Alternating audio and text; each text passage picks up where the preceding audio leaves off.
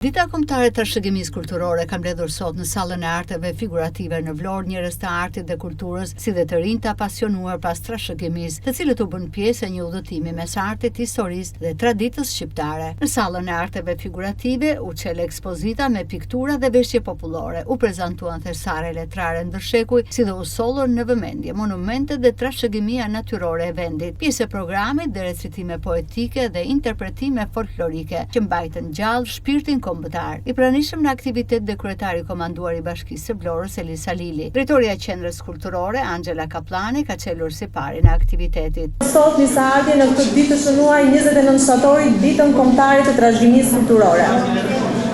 Kjo është ditë që na fton të kthejmë vështrime tek rrënjët tona, tek thesaret shpirtërore, materiale që na kanë lënë të parët tanë dhe na përkufizojnë ne si kombë.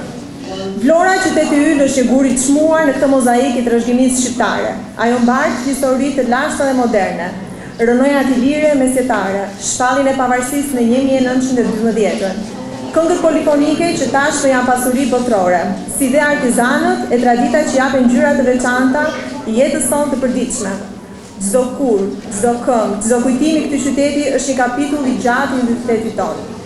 Trashëgimia kulturore është kujtesë dhe frymëzim, po dhe detyrim për të gjithë ne, që ta mbrojmë dhe ta përcjellim me krenari brez pas brezi. Për përgjegjësin e muzeve të Bashkisë së Vlorës, Skënder Spahiu, kjo ditë është një moment që forcon lidhjen e qytetarëve me rrënjët e tyre. Që nga viti 2003, data 29 shtator, caktuar dita kombëtare e trashëgimisë kulturore, në kuadër të atyre njerëzve që me përkushtimin dhe dëshirën e tyre kanë mbrojtur elemente arkeologjisë, elemente të tjerë të objekteve të kultit që kanë qenë në Shqipëri, dhe kjo është një ditë në të cilën ne transmetojmë brezave elemente të trashëgimisë tonë kulturore.